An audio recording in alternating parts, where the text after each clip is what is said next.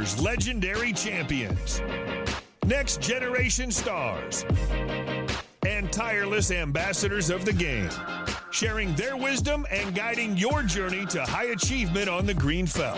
This is Chasing Poker Greatness with your host, Brad Wilson.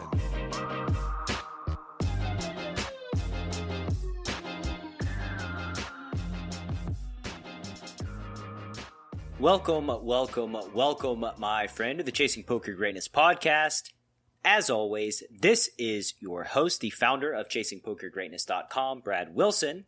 And today's guest on the show is Cash Game Beast, YouTube vlogger, and along with his wife, Jody, host of the Raising the Nuts podcast, Trevor Savage. I can't overstate to you how great of a dude Trevor is. He's one of those guests who I didn't know too much about heading into our conversation. And yet, when we shut it down, it felt like we had become fast friends. Our time together was so enjoyable, in fact, that this will be one of their two-parter type CPG episodes, because your favorite podcast host simply couldn't rein in his curiosity about Trevor's poker journey. In today's part 1, you're going to learn why 2013 laid the foundation for Trevor's current projects, all about the incredible Play Every Hand challenge Trevor is documenting on his YouTube channel, how Trevor continually learns and grows from the elite players he battles against on the green felt, and much, much more.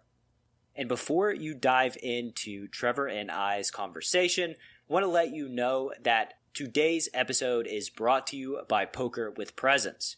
If you want to get in the zone and play your best when you need it the most, visit pokerwithpresence.com. And now, without any further ado, I bring to you the beast from the East, Trevor Savage. Trevor, good afternoon, my man. How you doing? I'm doing well. How are you?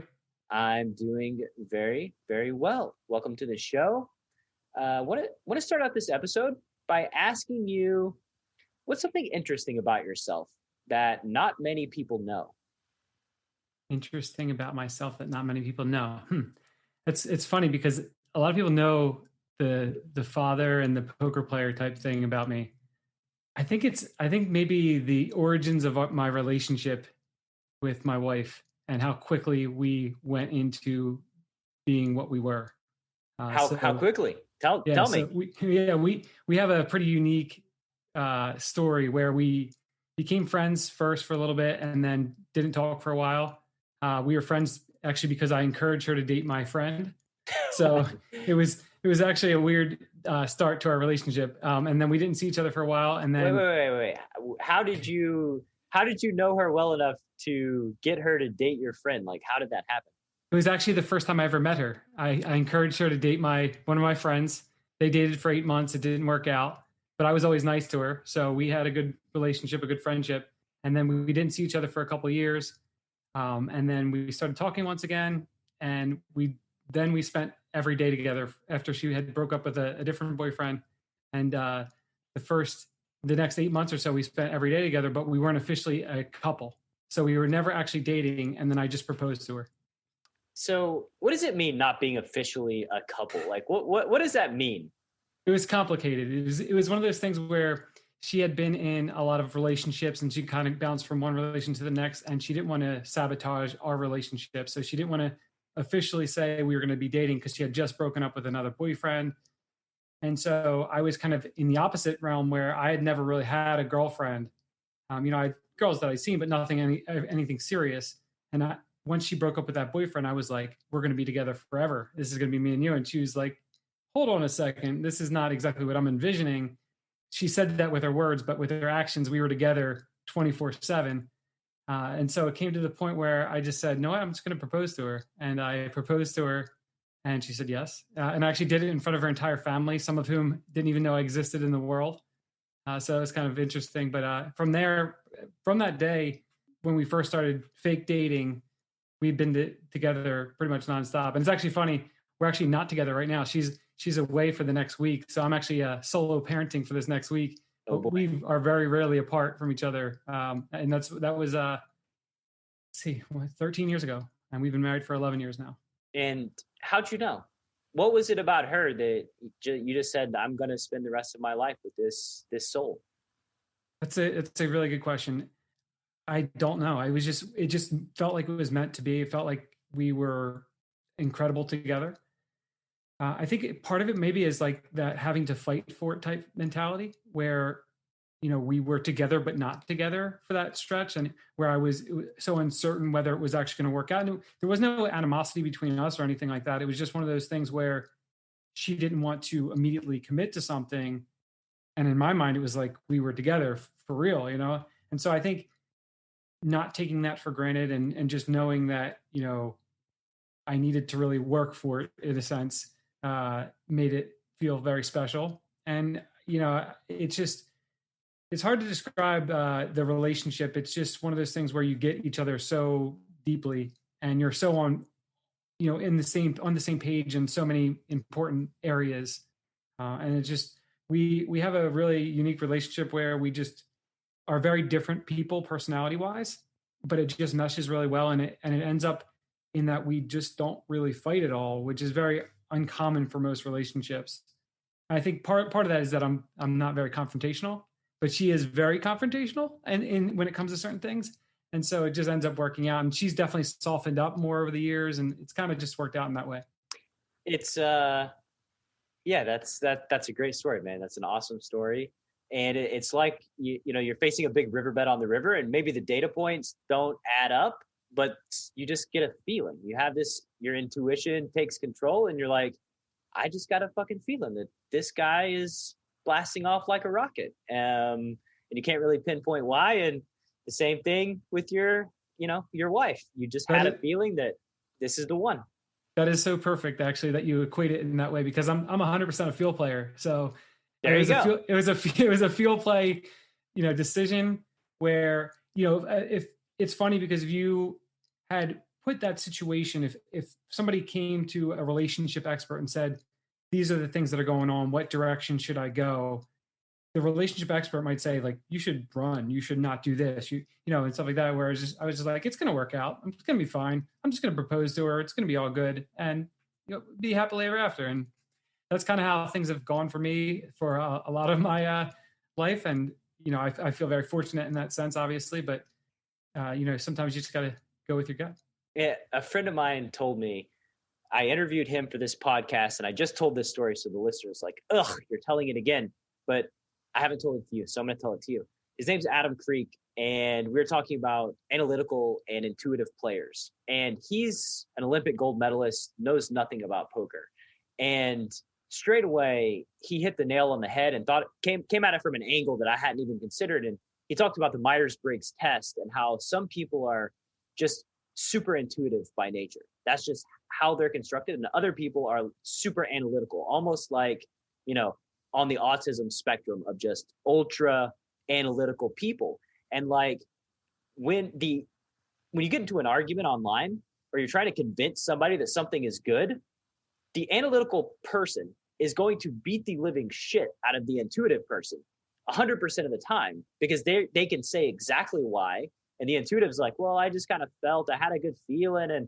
And like, that doesn't work very well in like online arguments, but it doesn't discount the fact that like most of the crushers that I've experienced are intuitive players. They have a read, they go with their read. And I genuinely believe that a lot of times, if we were to break down that data, if we were to go super deep and make all the extrapolations that they're making, they're effectively just node locking perfectly and then making great decisions in the decision tree. So like, there is a method to this like intuitive feel player, and it drives me a little bit nuts that they get a bad rap, but like, I get it because they just can't win an argument online. Like you can't, it's hard to win an argument when you're talking about, your feelings versus like hard data, right? It makes a lot of sense. And actually it makes me think of a pretty big point in my poker career where I made sure that I kind of made a conscious effort to trust that intuition. It was always tagging or tugging at me, where I would be really analytical with things. And I would say, okay, I need to do this on this river and I need to call because of this. But then my gut was saying, you don't need to call in this spot. You can just fold. And it wasn't when I started to just always listen to that, I had a pretty big increase in my performance, I thought. Yeah, like there's a lot to analytics, right? Like there's a lot you can learn and a lot you can discern and you can grow as a poker player. But like it's the same for me. Facing a spot on the river, I know that I need to bluff some percentage of the time. I know that I have the right combination to bluff with. And I'm just sitting there and I know this dude is not folding. And like the analytical side of me says, you need to have bluffs here. This is the perfect combination to bluff with. The intuitive side is saying, don't do it. What are you doing? Don't do this. You don't need to have bluffs here. And then like, I put the bluff in and it gets snapped. And then like, I'm walking away from the table, like scratching my head, like, what the fuck am I doing? Like, I'm trying to be balanced just so I can sleep well at night. Like this is such a silly way to go about playing cards. Like my strength is my intuition and following that. Don't try to be something that you aren't and just trust the trust that you know this dude's never folding. So like we don't need to have bluffs here. Just always have value. And like it's done more harm than good for me as well in my poker career. Just like some head scratching, walking away from the tables. Like, why did I do that? Like, you know, like that glazed look you get. On the flip side of that, there's probably some confirmation bias to it, that especially with people who are more intuitive, in that when you don't pull the trigger and you're like, yep, you would have got called, you're more likely to. And if you do pull the trigger and you don't get called, you're just like, oh, yeah, okay, that worked that time. But yeah, and on the flip side, for the more analytical people, they can't tap into that intuition to even get to that point. So it's just like, okay, I'm going to robotically go through this. And no matter what, I think for a poker player perspective, it just comes back to confidence. So if you have confidence in your intuition, and you're going to just make better plays on the river if you're trusting in your intuition. Whereas if you have more confidence in the analytical side of things and in understanding ranges and things like that, then that's going to give you the confidence. That's one thing I've always come back to, is like, even though I'm a field player, like I've definitely tried to learn as much GTO type stuff as possible, because if I don't have strong intuition for something, then when I do get to a river spot, I can say to myself, okay, I should call here, or I shouldn't call here. And then I can be done with the decision. You know, I have the confidence in myself to make that decision. And then once it's done, and you're not sweating the decision afterwards. Yeah, that's the whole point, right? And to not sweat the decision, to just do it and then be happy with it and be done with it and move on with your life. Right. So let's dive into your story, man. Sure. Tell me the story of how you got started playing cards. Kind of typical story for the people from the Moneymaker boom. I was in college at Rutgers University in New Jersey. A friend of mine happened to find poker on ESPN right the year before Moneymaker. It was the winter before Moneymaker. And he taught us how to play the game. We spent the next 4 or 5 months playing, and then Moneymaker happened. How old were you? I was, let's see, so that was 2002. So I was 19. 19. Yeah, so I was 19 at the time. We were just playing, the home games in the dorm rooms, and then eventually in our house that we moved into. And then I became obsessed. I have an obsessive personality, so it was over for the rest of the guys who were playing, because I was just going to win every time. I was going to try to win. So I started playing online a little bit, and then I started driving down to Atlantic City, about an hour and a half drive from New Brunswick. I wasn't 21 yet, but they didn't check IDs then, so no big deal, just going to the casino and play. And like I said, became obsessed with it. So I started going down every weekend. I had a job where I could make my own hours. So and the classes at Rutgers were so big, I picked a major, political science, where you didn't have to go to class. So I would set up my schedule so that I would work Monday, Tuesday, Wednesday, and then I'd go down to Atlantic City Thursday to Sunday.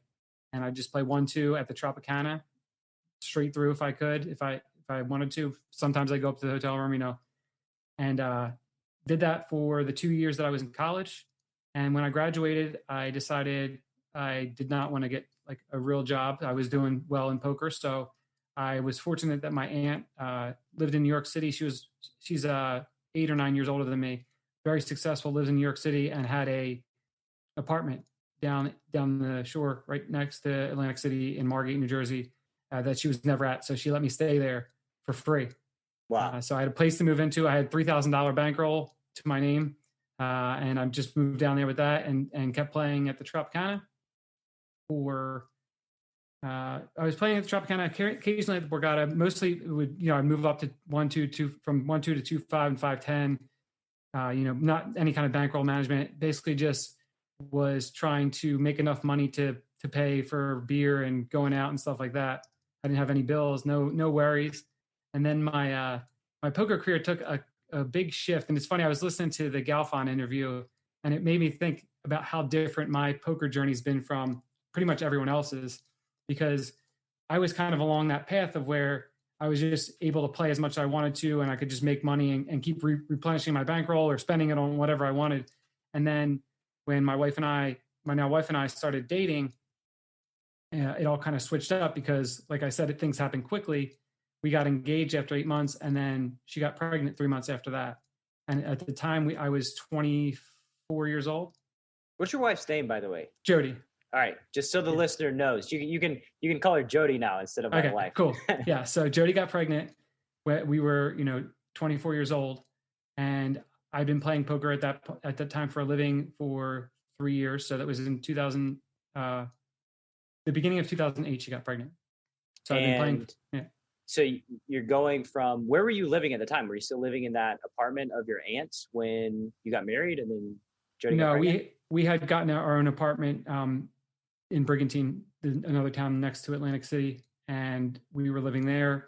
When she got pregnant, we ended up moving back towards our hometown, which is about 45 minutes from there, and getting an apartment there. So at that time, I transitioned from, I was playing live for all those years. I was playing online intermittently, but nothing consistent. But I had made a lot of friends online through Daniel Negreanu's poker forum, his Full Contact Poker. So I was a poster on there for a while, and a lot of the friends I made on there were really good players, and one of them I made was Tom Marchese. And so at the time, he was 3 or 4 years younger than me, but we were playing the same games, and we were chatting every day when we were playing online. And he convinced me to switch to playing online, like give up playing live, focus completely on online. And he actually staked me for a little bit. At first playing Six Max, and then playing Heads Up No Limit Cash. And this was in 2008, right when we found out that she was pregnant. This is when I kind of, everything shifted for me, because it went from, I'm just this kind of single guy doing whatever I want to, okay, now I really need to make poker a job. It's not just shit got real. Right. Shit got real. It's not like, oh, it's cool to be a poker player. Like I can make $50,000 a year and be cool. Like, no, it's like, I need to provide for a family.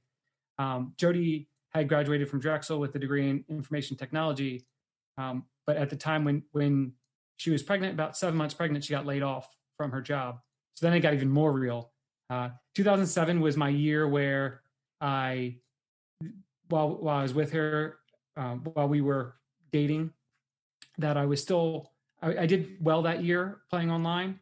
But 2008 was the year where I really turned a corner, because it became the point where I have this thing playing Heads Up cash games where I can do really well, and I need to do well because I'm going to be supporting a family. She got laid off from her job. And at the time when she did get laid off, I was doing really well. So we just said, okay, you stay home. You can stay home with the baby, and we'll just do our thing like that. So playing Heads Up cash games was amazing. It made me a much better player, for sure, obviously. A lot of times it was just a kind of a bum hunting type thing, but it wasn't in the sense that I wouldn't play anybody tough. It's just that nobody tough would sit against you. Like, this is just the way the player pools were set up, right? Right. Yeah. It's like when I was playing in the Six Max streets on a daily basis back then, chronically starting tables. And it's like reverse bum hunting. It basically, like, I sit there and I'm like bug spray for all the regs. Nobody's going to sit against me. What they want to do is they want to wait to see who sits against me, and then they want to pop in when they get a good spot. But like, typically what would happen is like 2 or 3 fish would sit down, and all of a sudden I'm at a great table, and like they would miss their seat. So it's like I'm making the tables to attract the fish, but also the regs were just scared of sitting against me. So like, kind of a win-win. Yep, exactly. So that went well. I had routinely had one of the highest win rates on full tilt, specifically at 1-2 and 2-4 Heads Up No Limit. And I didn't really play too much higher than that. I occasionally play 3-6 and 5-10, but it was mostly that the way my career was going is I was making money and I knew that I had to spend it on all these new expenses. I had the baby coming. I knew that we were going to be buying a house soon, getting married. So we got married in the year after. What year did we get married? Hold on, let me think. 2009. So Ava, our first daughter, was born in 2008, September of 2008, and then we got married the following year in 2009. So it was getting to the point, in my life where all that money that I was making and I was doing well was going to be going to this family stuff. Whereas a lot of the people, for instance, Tom Marchese was in the same shoes as me, except for he would just do what Phil Galfond was saying, where you take shots at the next level with 12 buy-ins, and if it goes well, it's great. If it doesn't, and you lose half of it, then you just go back. There was no option to that for me. I had to win. Right. What's that pressure like, having to win, knowing that you're the sole breadwinner of a family? It's something that I always looked at as a positive for me, because it always, I say I always looked at it that way, and that's not true, because for a while I had to shift my mindset, because for a while I thought to myself, man, I wish I would have done it this way. And that's such poor thinking at the time, and I can look at that in retrospect and see how silly that is. But it always pushed me to make sure that I was always playing my best. Like, I just became really good at mental game stuff, because I knew that I could not make these mistakes and just like tilt away a bunch of buy-ins because these people were relying on me, and I just was not going to go broke. I was not going to, and I had always had support from my family. But there is something obviously from, and Jody's family too. They were kind of hesitant at first, just because they didn't understand, they don't understand poker. And it's like, this guy's a gambler, like he's, whatever. So it's always kind of, you have that in the back of your mind. Like, I don't want to let them down either. Sorry about that noise. No, that's okay. I put my phone in airplane mode too, because I got a little beep. That was my computer going off. I'm sorry. I lost you here. There you go. All right, there you go. Sorry. So yeah, I really wanted to make sure that I was going to not let anybody down in doing this. So the pressure certainly can be tough at times, especially as, expenses mount, and then you just have more kids, and then it keeps going and going. But it has always encouraged me to really do my best, essentially. And this is a path that I took as well. And I'm fairly cagey about my life up until like the mid 2000s, because I played worse than you. I did a thing where I got married young to someone that I didn't mesh well with, because I thought that was like a thing that you're supposed to do. And then also in my career too, had 2 young children. And so I also played 2-4, 3-6, sometimes 5-10, but most of volume is at 2-4 and 3-6, because it's the same. You have this pressure to provide. And, I had no support from any direction, not family, not her family, not her. And it was like, this is on me to show up and perform every single day. And it's like, you're working with this like 30K bankroll with like 8K in monthly expenses. And you're like, holy fuck, I need like to 33% this thing every month just to keep my head above water, just to like not go broke. You know what I mean? And like, for me, that pressure was, it's intense. It's motivating. You have no choice. You have no choice but to show up and do everything you can. But like in my case, for sure, I wish I would play way differently. I think going back to give myself a better opportunity to really scale the stakes, because what you got to do is you have to break a threshold to where you can comfortably play like 5-10 and 10-20, so that you can make more money than your outgoing expenses, like a lot more, so that like, yeah, money's going out, but you have just way more coming in. And that's really what allows your bankroll to blossom and grow. And then you can take shots and like it. But when you make decisions in life, sometimes they can, they affect your trajectory as a poker professional. Yeah, for sure. And it's funny because I've just always played at these, I mean, I played higher stakes and stuff like that, but I've always played at these levels for the longest time. But I've always enjoyed it too, because the at least the stress of the swings is so much less. And I've also been fortunate in the games that I've found as well, in that it's just, I've been really lucky with the opportunities that I've had in the player pools that I've had to play in, that I just don't have to worry about losing. And so even though I've operated in that sense of having a smaller bankroll with high expenses, it's worked out because of the luck that I've had essentially in the player pools that I found. Yeah, you're being very modest here, and I want to break through this modesty. Not worrying about losing, right? It's pretty clear to me that like there's a special breed of human that can go through what you went through and go through what I went through and not crack and make it out the other side. And that speaks volumes as to, the type of inner strength, mental strength that you have and your ability as a poker player.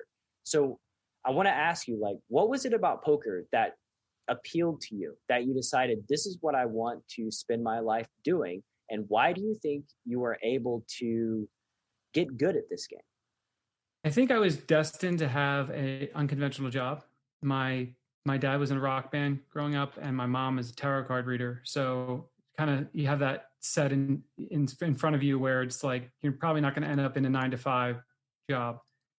So I did always want to do something that was unique, and I have always enjoyed games and strategy and things like that. I'm a hyper competitive person. So I think when I found poker, that's kind of what grabbed me is, you can just, it's a competitive game that's just fun to play, that you can win money and you get to gamble as well. Like I've always liked to gamble. So even though like I would not like call my career gambling very much because it hasn't been that way, but there's obviously elements of it in the game. Yeah, there's elements of risk all in the world, right, every single day with every single career. I mean, lots of folks in the year 2020 are finding out this element of risk with a career that just goes defunct because of COVID, right? Like we're all taking a risk in one way or the other. It just, some occupations just seem riskier than others. So like, you had a good inner circle. How hard were you working on your craft back then? And like, what were you using to learn and grow as a poker player? I always learned them. So yeah, I definitely had a great inner circle. So surrounding myself with great friends who were very smart with poker has been key throughout my career for sure. I've had different groups throughout the years that I've always been able to bounce things off of. And then, I help them, they help me, that type of thing has always been great. But I've always learned the most from poker by just playing and then watching other people who I think are good players in my games and thinking about later on why they're doing what they're doing. So that's my number one thing. So anytime I started in a new player pool, I would just identify who do I think are the elite players, and I just study them nonstop. And if they do something different in a hand that they don't normally do, I would just spend the entire day thinking about why they were doing what they were doing. So I was never somebody who watched a ton of training videos or did a lot of stuff like that. I was more, these guys are watching training videos. Now I'm going to pick from what they're doing and see what works for me. And then again, just like coming back to that intuition and trusting that I've played so many hands that I'm going to just trust my gut and just do what I think is right. And that was the same thing, picking up on the poker story a little bit after Black Friday happened. I went back to playing live poker. Obviously we couldn't play online anymore. So I went to Parks Casino, had just opened up about 45 minutes from me. And so again, like this is where I was talking about the opportunities that I was presented with. Obviously I had online poker, I had live poker for a while, and then online poker in kind of the boom time period to have it, especially with the heads up cash games. And then right kind of as that was starting to dry up a little bit, Black Friday happened. So I wasn't even that upset about it because things were slowing down so much.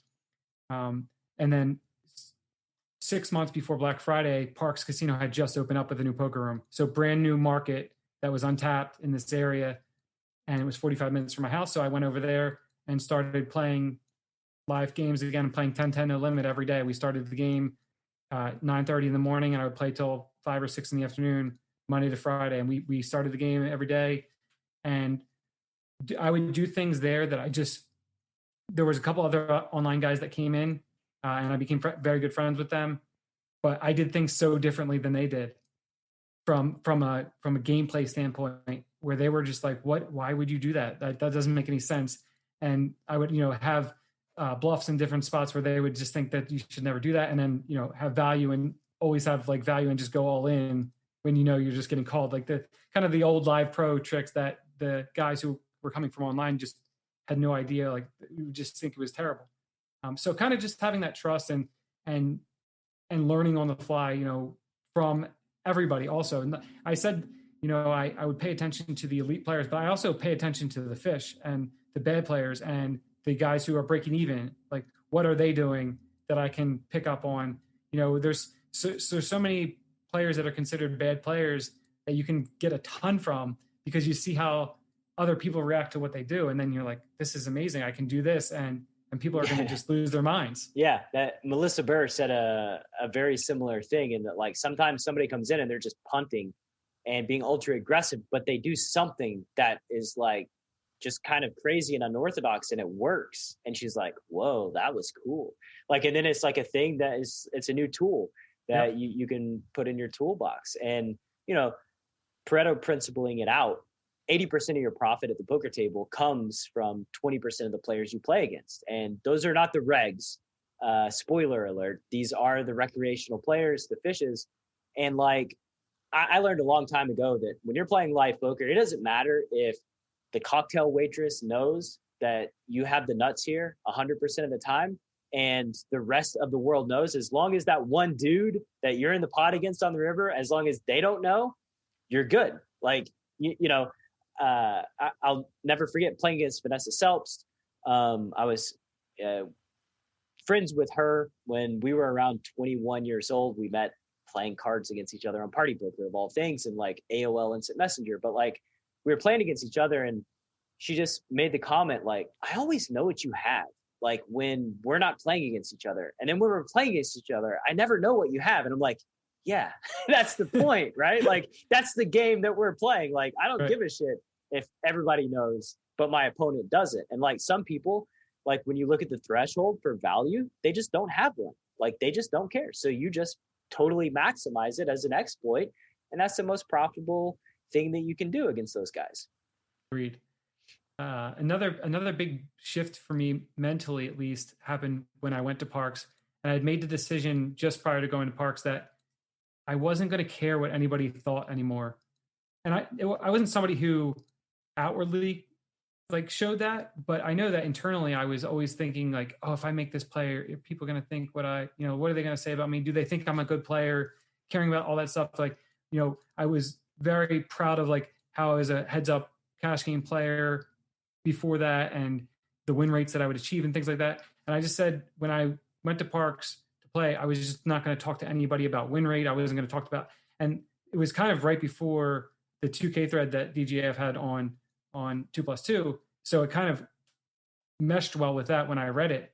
But it was a big change for me mentally to just have that confidence in myself to not care what anybody thought. And then that projected into how I would play at the table, because I wasn't afraid to look like an idiot. I wasn't afraid to just go with my gut and fold, a huge hand if I thought there was no reason that I should call.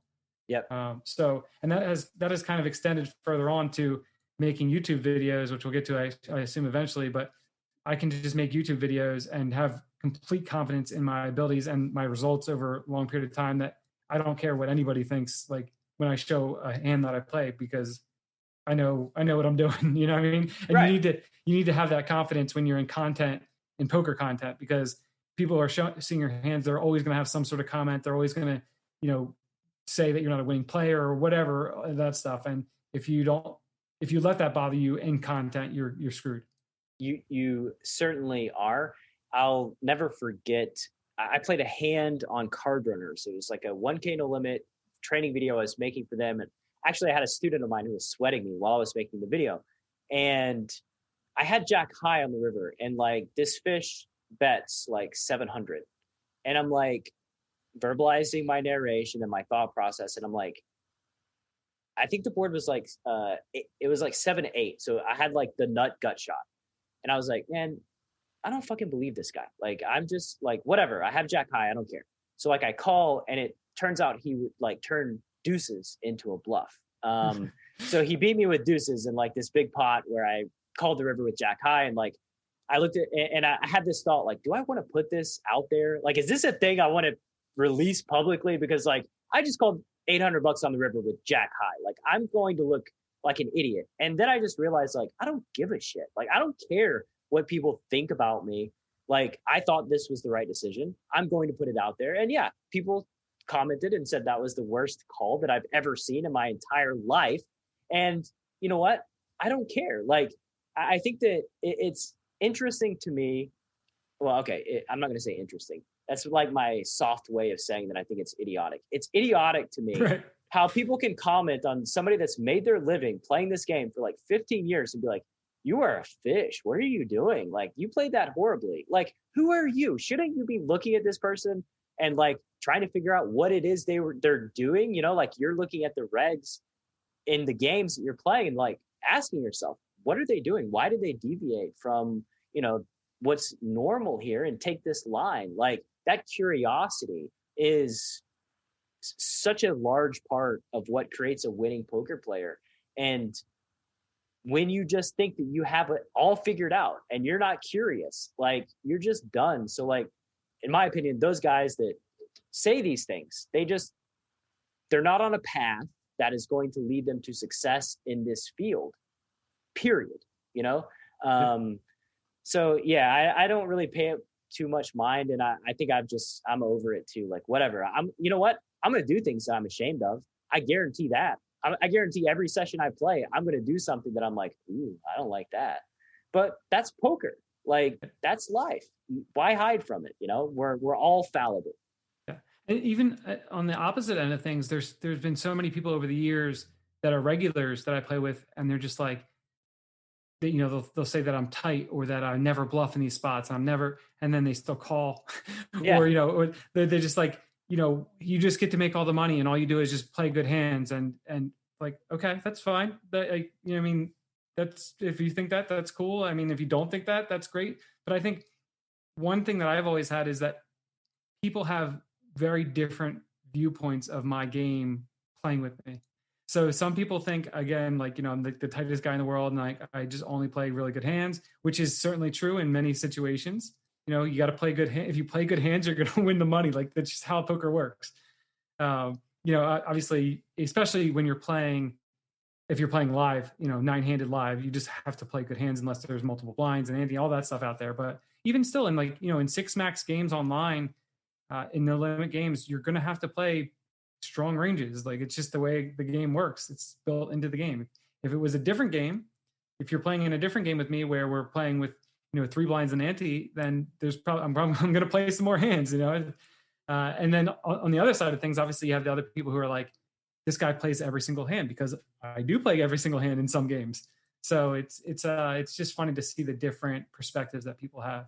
And you mentioned the 3 blinds and antes, which I assume is not an accident. So I assume you've battled some on these shady little apps, the 3 blind and ante games. I actually have not. Really?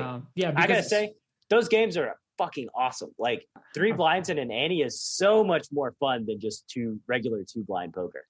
Yeah, I'm sure they are, and I would like to get into them for sure. But I'm fortunate that I live in New Jersey, so I play on the regulated sites, and I don't have to deal with any shady operations. That's another like massive just built-in advantage that you've got, just living right there near all the casinos, having regulated poker. Yeah. Like, while the rest of the country is just like trying to struggle and like, what do I do? Where do I play? Where do I get action? Right. So massive opportunity again. So I played at Parks every day for 2.5 years. And I actually at one point was considering moving to Canada just because I missed online. And I actually went up to Ottawa with 2 friends, spent 1 day up there looking at apartments, applied for it. Luckily, we didn't get it because the next week, the New Jersey bill went through for online poker. So I played at Parks for 2.5 years. And then November of 2013, New Jersey legalizes online poker. And it's like, okay, this is another brand new market for me. Just as, you know, when you play in the same room in the same game where there's not a huge player pool, and they loved us. Like, we had a great time at Parks. We had amazing regulars, amazing guys who played during the day, and we just had a great time. But obviously things are going to start to dry up a little bit. And it was like right at that time when New Jersey Online comes. It's like, okay, back to online poker. I get to come back home. At that point, we were close to having our third child as well. So we had 2 kids at the time, and now they were going to be going into school and stuff like that. So it's like, great, okay, come home, work from home, and have that flexibility back again from that, not having to go to the casino each day. And, you know, in a brand new market with regulated online poker, I mean, can you get any better than that? So that's what it's been for the past 7 years now, which is kind of crazy. Yeah, running good in life. Pure run. Yep. John, I wanted to ask you why you decided to invest into Preflop Boot Camp. Everything that you had done with me to that point, or I had heard you do, had impressed me. I loved the podcast. I accidentally ended up in the Poker Power Hour and loved that. And then I took coaching, and then you recommended the boot camp. And at first I didn't think it was, you know, something that would be that valuable. But I was like, everything else has been amazing. So I signed up, and then it just blew me away. And what about boot camp blew you away? Like, it started off slow. Like, I'm learning these ranges and I'm not even understanding what you're talking about. And then all of a sudden, as I start to understand what we're doing with the 3 bets, the 4 bets, and all of a sudden it just kind of hit me. And I was like, oh my God, how do I not know this stuff? This is amazing. The more I studied them, I started to understand why they were constructed sometimes. Like, I'd be like, that's why that's like that. And that would lead to more revelations and just a better understanding of poker in general. Do you have any interesting takeaways from your boot camp experience? The most interesting thing about the boot camp, it's a pre-flop boot camp, but I feel like it's done as much for my post game as it did for my pre-game, just because I'm not in as many awkward and bad situations as I found myself in. You know, when we were doing coaching before the boot camp, we couldn't get through 10, 15 minutes of tape without finding mistake after mistake. And then once we did the boot camp, it solved problems on the back end as well. I know you've studied for 1,000 hours this year. How do you think boot camp compares to your other poker study? Oh, it's crazy. The boot camp is probably the most important thing I've done all year out of everything. I would give anything to go back and to know that stuff 10 years ago. I can't imagine how successful I'd be right now if I had known that stuff. And I thought the boot camp was so valuable that I literally insisted you take more money from me and paid you more for the boot camp because I was blown away. I just thought the price was too cheap.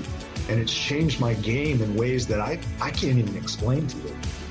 If you'd like to join the next round of Preflop Boot Camp, which starts on the last Saturday of every month, head to chasingpokergreatness.com/bootcamp to lock up your spot. One more time, that's chasingpokergreatness.com/bootcamp.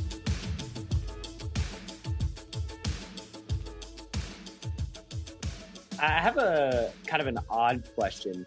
Have you ever, you were mentioning how different people describe your game differently because of just the different experiences they have with you? Like, have you ever been told a story about something that you've done that is just like completely fabricated, that like, you never played a hand in such a way? There was, the only time I can think of this was that there was a card player article that was published from a tournament that I was playing in. It was maybe like a $1,500 WSOP circuit event. I can't remember who the author was. And I have the name in my head, but I don't know if it's right. So I don't want to say it's the wrong person. Sure. But it was a hand that they played and they were illustrating a bunch of points about, how you shouldn't raise small pre-flop. And so this is from like 2000, I want to say it's like 2012. They're illustrating a bunch of points, how you shouldn't raise small pre-flop. You shouldn't bet so small on the flop in these spots. And they had all the sizings wrong, all the positions wrong. And so my poker memory is ridiculous. That's been probably my strongest poker ability, is that I've played over 12 million hands in my life, and I could probably tell you every single one of them like this. And so I actually remember this exact hand. I had pocket queens, and I opened to 1K at 200, 400 with 5K stack. So not even that small of an open. And the guy defended with 7-4 offsuit. And so he was illustrating that I raised too small because he said I min raised. And then he had flopped 2 pair. And, I bet called flop, obviously, because we have 10 big blinds. And so he wrote a whole article about this whole thing and got all the sizings wrong, the positions wrong. He said I opened in late position. So it's just like, that's the type of thing that I like. If you're going to pick anybody out in the poker world to make a hand up about it, it shouldn't be me. Yeah. Don't be Trevor. The only reason I asked that is because I've just had that similar experience of like 2 people viewing my game very differently. And like somebody told me one time that like, I've seen Brad, raise it up to 600 pre, like playing in a 5-10 home game, like with Jack 6 off. And I'm like, I can guarantee you that never fucking happened. Like, how did this story even like get told, right? Like, where does it come from? And they're like convinced that it happened. I'm like, dude, I promise you I haven't. But like when you build kind of an image of like gambling and kind of crazy compared to the rest of the people, like they'll just make stuff up to kind of fit that narrative. Even if it makes no strategic sense. And I'm like almost offended that like, why would I do that? Like what would possess me to do such a thing like that? But, so yeah. My fabrications are always in the opposite direction when I was playing live, because I had this, I think my image at Parks was that I never, ever lost. And that because I always had the max, and I never, the way I carry myself, you could never tell if I was losing or winning. And so, and I was there every day from 9:30 to 5:30. So even if I'm stuck a ton, I might still have 4 or 5K in front of me, even though I'm stuck a ton. Yeah. And, the people are coming in later in the day and they're seeing that. And so the fabrications were always like, yeah, Trevor makes $400 an hour. He crushes everybody. And it's like, no, that's not the case at all. Yeah. So it's like, but I always enjoyed having that image because it makes it so much easier on yourself, right? If everybody just feels like they're going to lose to you, then that's better for you in that sense. You do have to balance you want to have fun with everybody too. You know what I mean? So like, that's the way it was. Like people were okay with me winning because they enjoyed my company. Right. I mean, I think that's how poker ought to be anyway.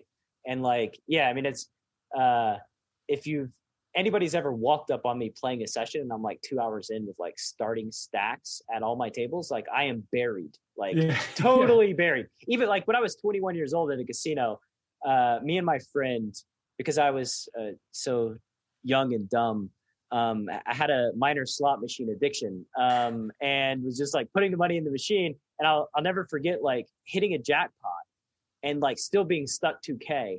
And it was like a $4,500 jackpot. And everybody's like walking by like, congratulations, way to go. That's awesome. And I'm like, yeah, I don't expect to get tipped, Mr. Operator, coming here paying me out because I'm still buried. Like I'm still stuck. But yeah, people they see something, they make up a narrative that they think makes sense. And like my crazy image was great because like, I want them to think I'm capable of anything, because like when the money goes in, I'm pretty much nutted up.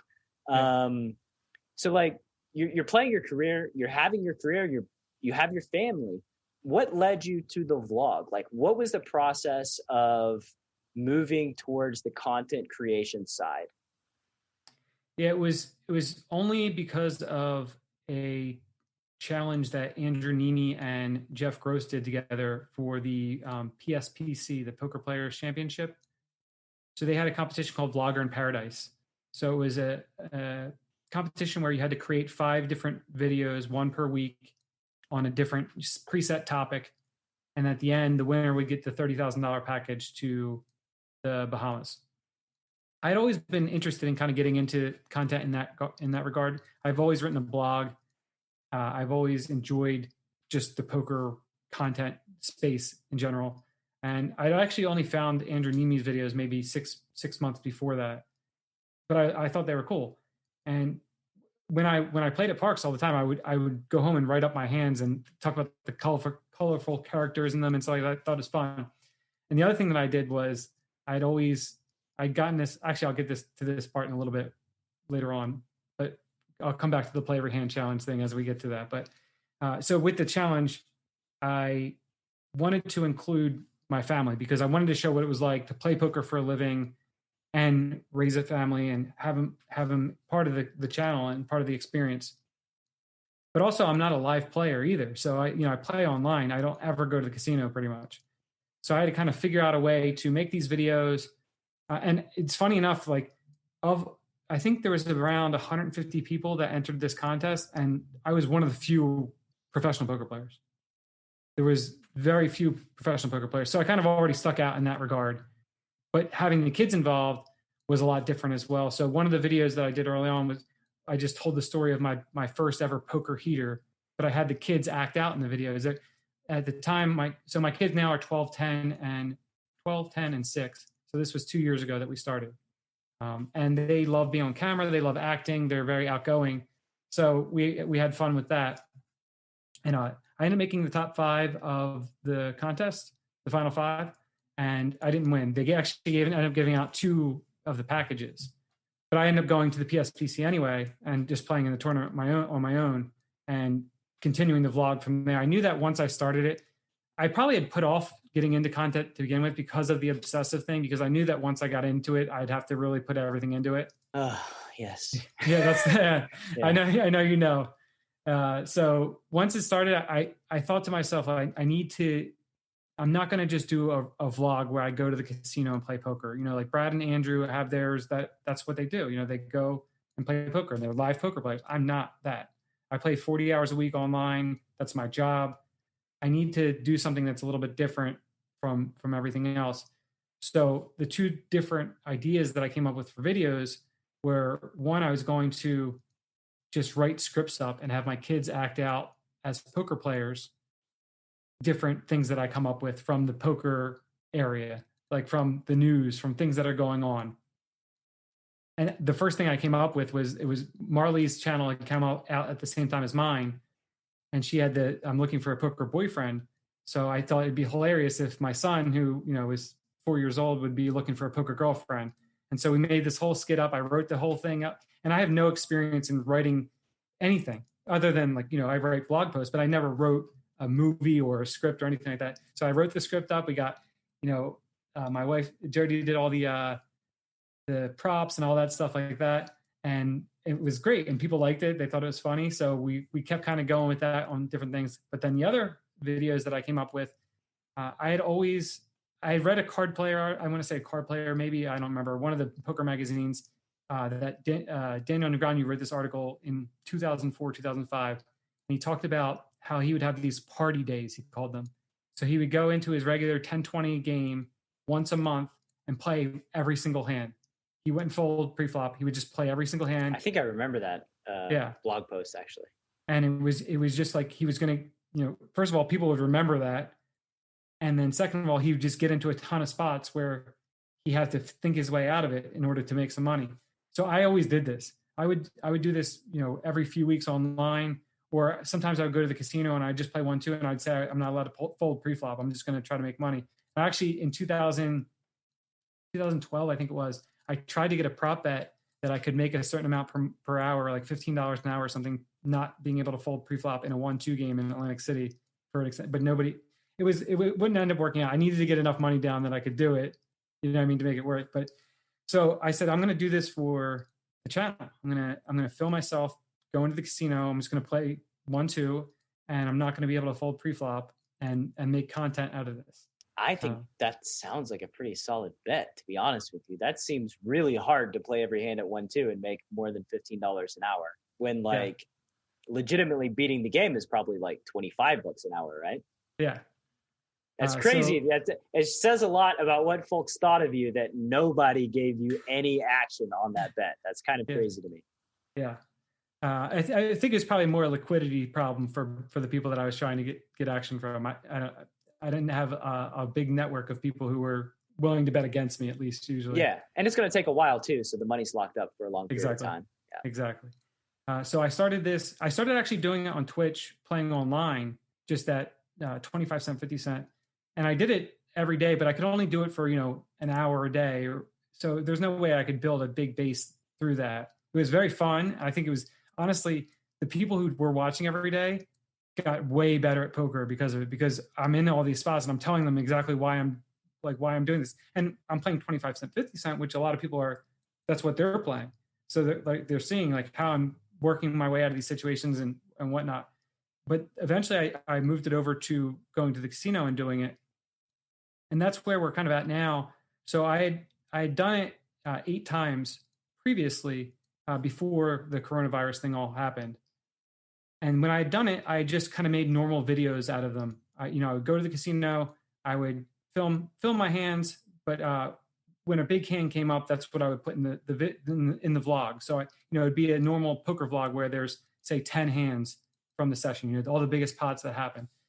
Well, right before the pandemic, I had an idea that I'm just going to film every single hand that I play, and then I'm going to show that. I'll make it quick. I'll do voiceovers on it, and I'll show every single hand. So the last video before we went into quarantine, I went down to the Golden Nugget in Atlantic City. I played for 2 hours because, again, so I'm short on time. I got all these other commitments. So my sessions need to be quick. I don't like live poker, so I need to be able to play every hand anyway. So this is all just like works out for this to me, and I need to get content. So I played for 2 hours. I got dealt 93 hands. I filmed every single one of them, and I made it into a 30-minute video, and people loved it. And it got like 32,000 views, which is a lot more for my channel. I have about 10,000 subscribers on my channel. And I said, okay, I have this here. This is what I'm going to do. I'll put one of these out per week, and do the voiceovers on it, and it's entertaining. Well, obviously, then we had no live poker for a while, but now we're back. Today actually was the first video back. When we were just out in Vegas, I went to the Flamingo, played a session. There's 64 poker hands that went up today. And now I have set up for every Thursday, I'll have a new play every hand video out. And if you're wondering about results, so we have 10 sessions so far done in this. And I have my results here. I'm up almost $1,600. And how many hours? So each session's about 2 hours. Okay, so 20 hours. 20 hours, and I'm up. Let's see, I was up 12.19, and then I won 465 yesterday. So yeah, so almost $1,700 in about 20 hours. This is kind of amazing. This is like a kind of an amazing challenge. I'm just thinking about it. Have you seen the documentary? So there's a rock climbing documentary, Free Solo, and Alex Honnold is trying to scale El Capitan in Yosemite with no assistance, right? Just free climb a specific route on El Capitan. It had never been done by anybody ever. It's like something that only a lunatic would undertake. And he was talking about why he does it. And he said something that stuck out to me that I relate to this. And he said he does not have a death wish. He said that like the training that goes into him being able to pull this off is ultra intense. And while he's up there, it's the one time in his life that like you have to be on top of everything. One mistake means game over with your entire life. And he said that feeling of like his senses being heightened, his adrenaline, everything just being in that moment, 100% is like a feeling that he just lives for and that he loves. And I see the same parallel when you're playing every hand. Everything is important. Every detail on how you choose to navigate these spots is ultra important. So like, to me, I've never done it, but it feels like your senses are just going to be heightened in the same way. Is that the case? That's absolutely true. I want to also point out though, the one caveat that I put into the challenge is that I am allowed to fold preflop if there's a 3-bet or an all-in before it gets to me. Sure. So I made that just because if not, I mean, honestly, in the 20 hours that I've played, there's been like 2 3-bets before it got to me. So it's 1, 2, whatever. But yes, like what you just said there, it's interesting that you say it like that because that's how I viewed every single hand I've played in my poker career. And that's honestly why I think I've been able to be successful, because every hand I viewed as a life or death thing. There's no just like throwing away money or no just throwing away a decision. Every decision is incredibly important to me because I have these responsibilities. It comes back to that. And then at some point, obviously it becomes, this is just who I am. That's how I approach these things. Yeah.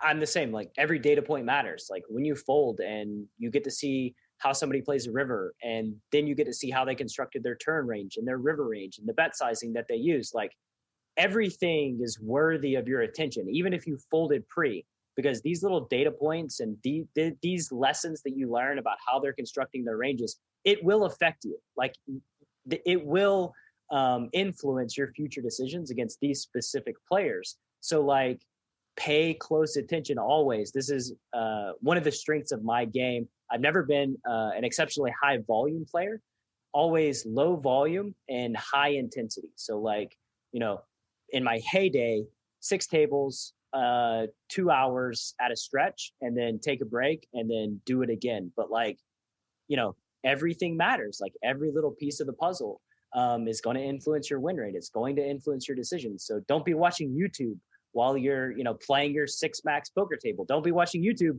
while you're playing live poker, for the love of God. Like pay attention to your opponents and figure out, the best way to take advantage of their tendencies.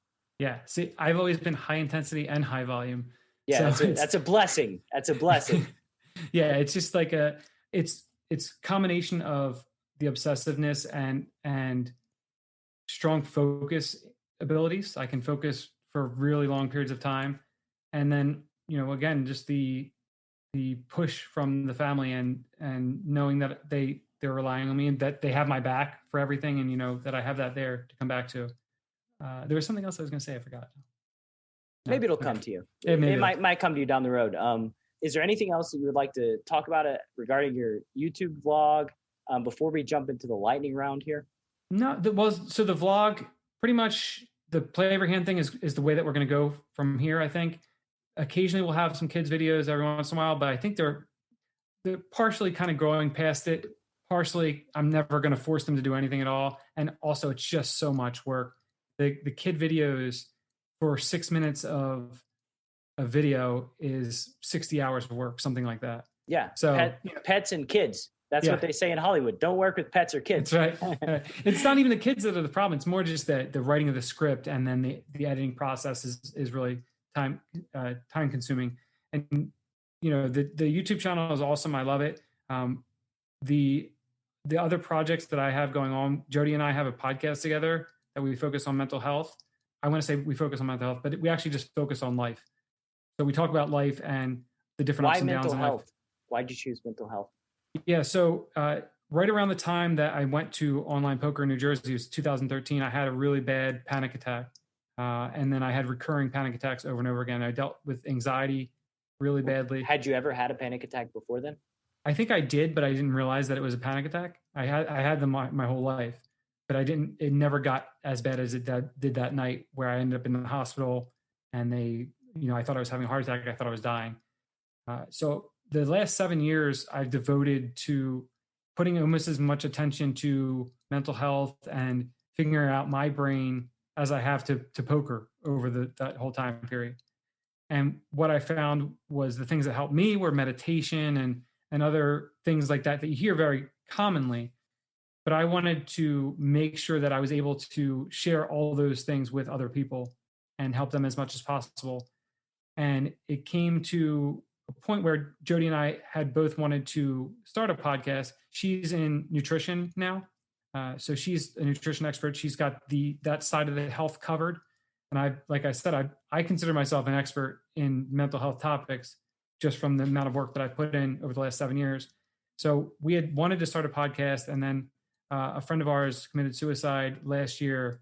He's dealing with schizophrenia, and it was kind of like the final push that we needed to, like, okay, we're just going to start this.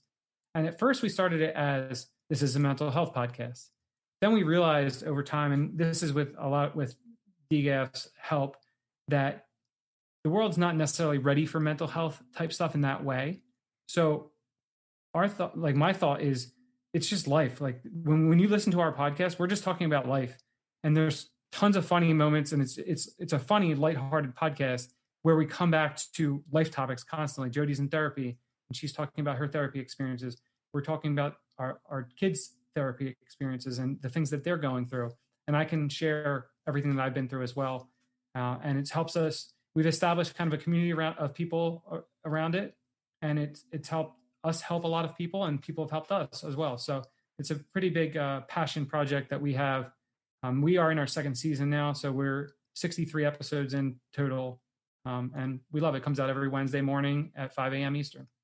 And what did you learn? What have you learned about your own mind going through this journey, like the behind the panic attacks, why they were occurring, like all the things? Yeah. So my panic, and it's interesting actually that what it is it came around death. And I just listened to your interview with DGAF and the things that you guys were talking about. And honestly, I didn't want to hit play on it because I knew that I would be, my anxiety would ramp up as soon as I started listening to it, because anything to do with death and dying or the afterlife and stuff like that, that gets to me.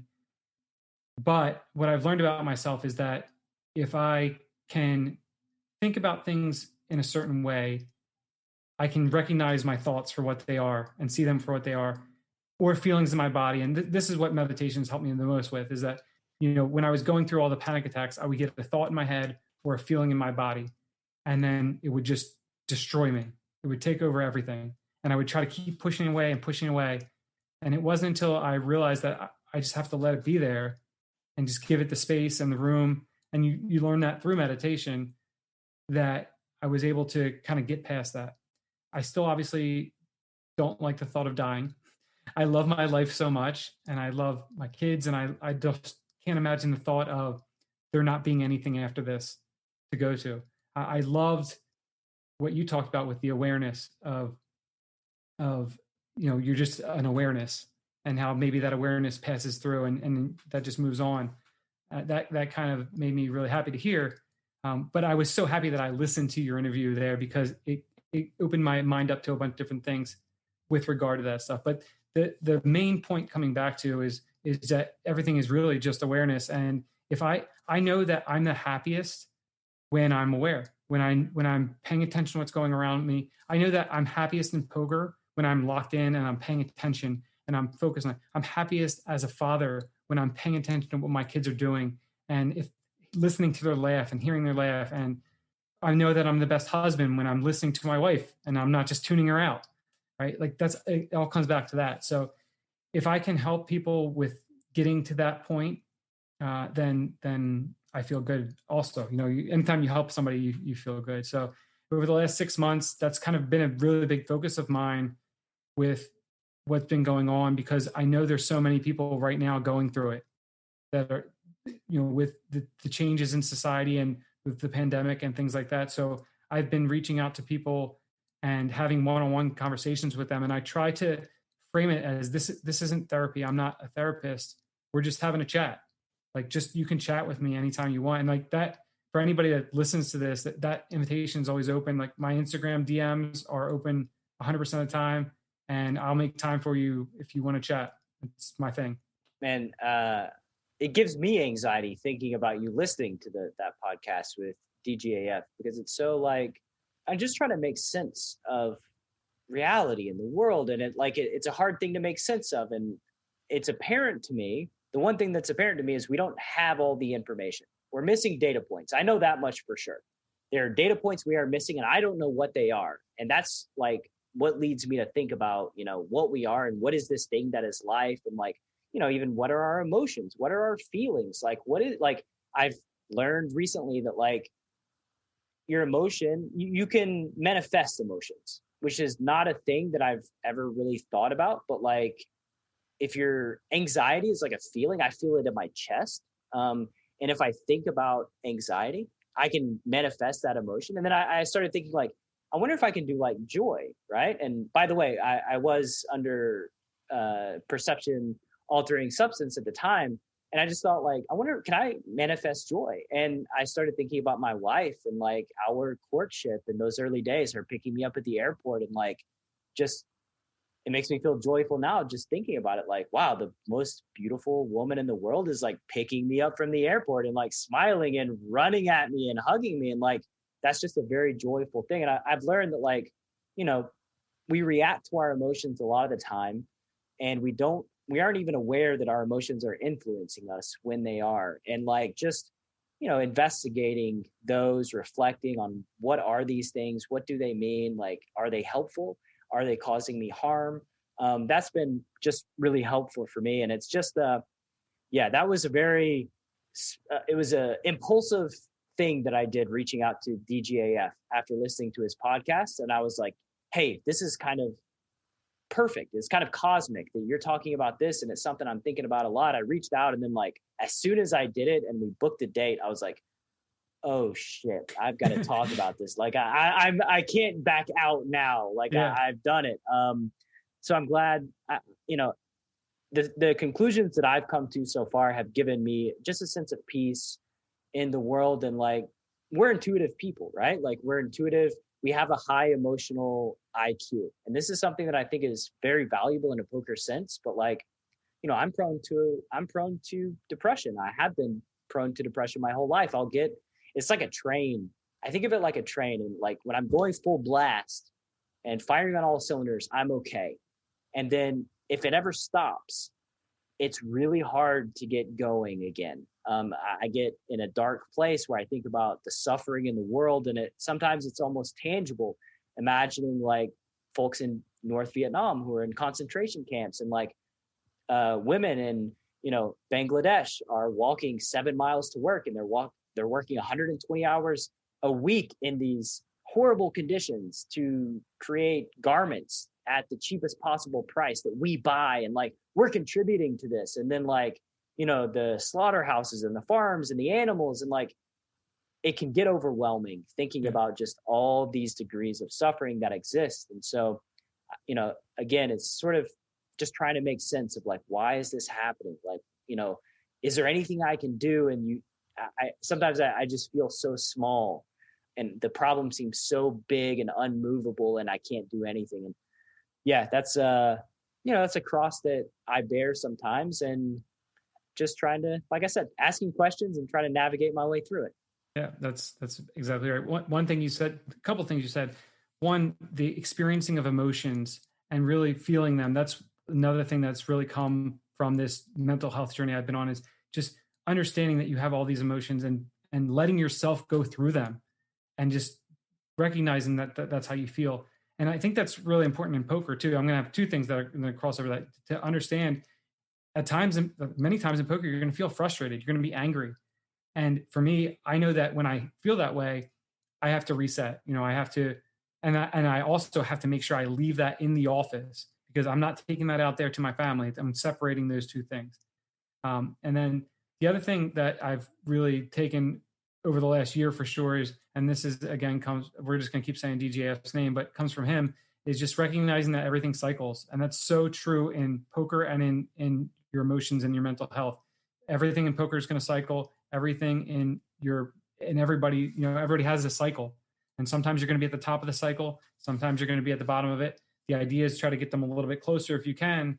And that's really what I work on with other people, is let's recognize that we're at different points in our cycle. What's going on in your life right now, and how can we get you to a higher point for now? But you're going to go back down at some point. Just recognize that you're there, and just recognizing that you're feeling that way. And we move on to, what can we do to better ourselves in that time period? And when you are feeling down, have compassion for yourself. Yeah. Tell yourself that you're still loved. You're still worthy. You still have a purpose in this world.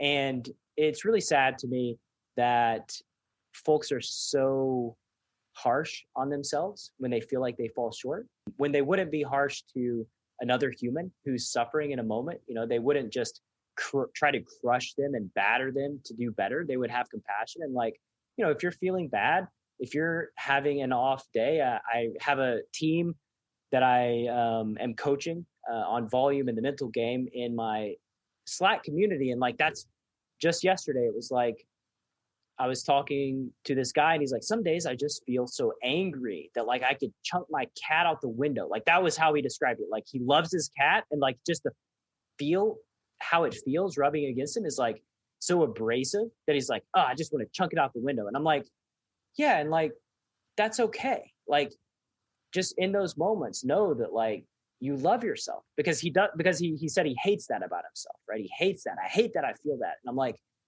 just love yourself and realize that everything is cyclical, everything is transient, everything is temporary. The mood will end and you will start feeling better. But in the meantime, just know that you're a worthy human being and that you are deserving of love, even when you're feeling low. And another thing that I want to touch on is just poker players in general. Like, I love Nick Howard and all the mindset and mental game work that he does. It's one of the joys of my professional career is making videos with him. And I realized something, he's about feeling the negative, right? Like understanding, feeling it, having compassion for yourself and understanding that like, you can't circumvent this. You can't go around it. The only way out is through these emotions and allowing yourself to feel them. And I just want to add something that you're going to feel joy at the poker table. You're going to feel happiness. Allow yourself to feel that too. Feel good when you win a big pot. Allow yourself to experience the good emotions. It's not about eliminating the bad emotions and, trying to minimize them as much as possible. But like, I just found that whenever I let that joy in and I realized that like, man, I made an awesome check raise there. Man, I chose a great sizing. Wow, that was a great fold. Like, whenever I build myself up like that, and then I do something that's subpar, it's so much easier to shake off when I'm like, yeah, I've given myself 40 positive affirmations. So I'm 40-1 on the day. Yeah, whatever. Like, if you expect me to be perfect, then whatever. But like that one feels so much, if it just doesn't do as much damage as if I'm looking at it like I'm 0-1, right?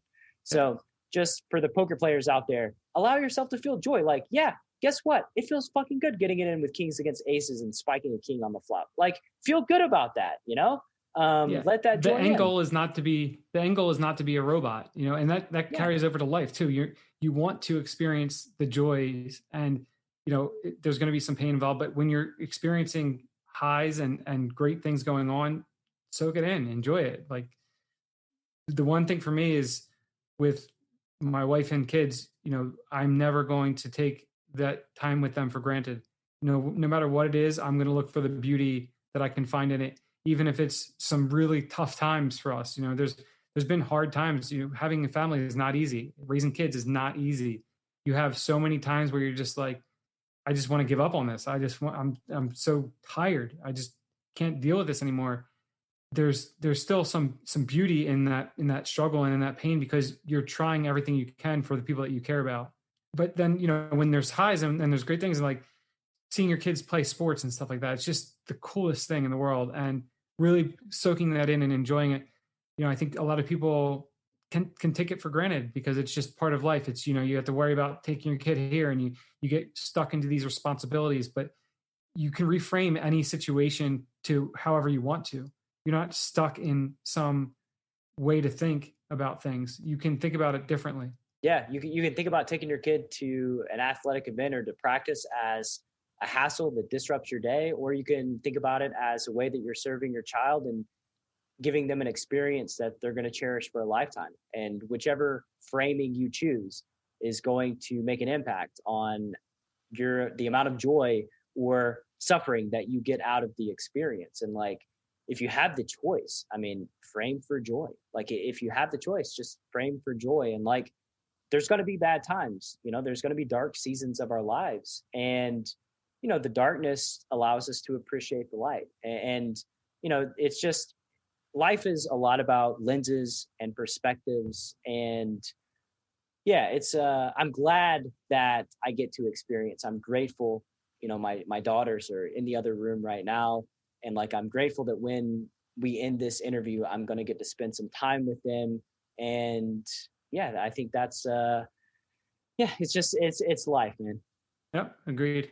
So we've gone over and we missed the lightning round, by the way. So what I'm going to do here is invite you back. Okay. For a round 2. And we'll go through sort of my, the more scripted questions that I have that I routinely ask my guests. But like, man, it's been great having you on the show.